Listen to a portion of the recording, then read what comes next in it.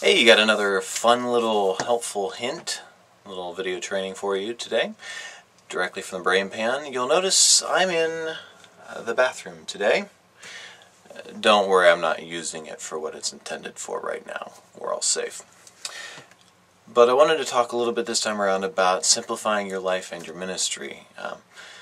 A while back, Tim Schmoyer posted a list of topics that he'd love for the rest of us bloggers out there to write about, and this is me writing with a video camera, but I took this topic that is really interesting to me because I've been simplifying lately. The idea of simplicity is an old one. If you ever get a chance, check out Richard Foster's Celebration of Discipline. There's a little bit in there that deals with the idea of simplicity. But the basic idea is cutting out everything that's not necessary. A lot of us run ministries that are so program driven, we've got a lot of stuff that's not necessary in them.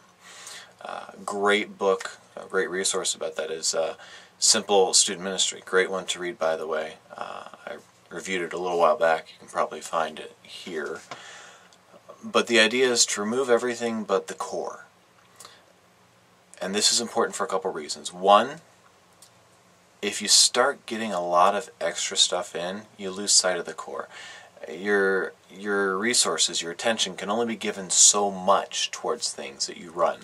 And if you start adding stuff, the attention is going to have to come from somewhere else, and you're going to lose one of those core vital elements of your ministry. So it is important to make sure you're not doing too much. How do you do it?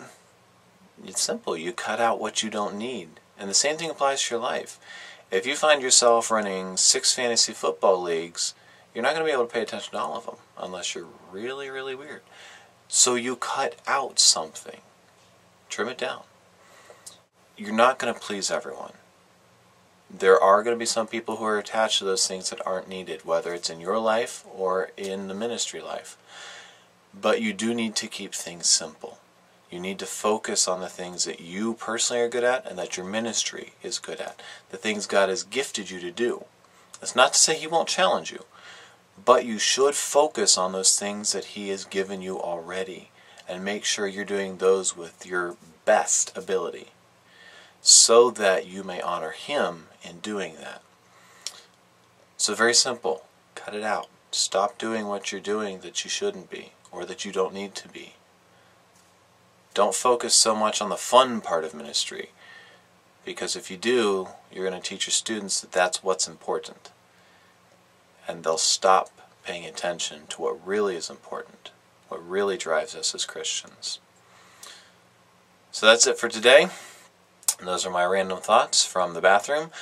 By the way, chose the bathroom for 2 reasons. 1, great sound quality. 2, the bathroom has... this bathroom has 2 purposes: getting rid of waste and cleaning up afterward. It doesn't pretend to do anything else. This bathroom doesn't have a shower, by the way. It doesn't pretend to do anything else. It doesn't try to do anything else. It is a bathroom. Yes, it's an inanimate room, I know. But the principle is still there.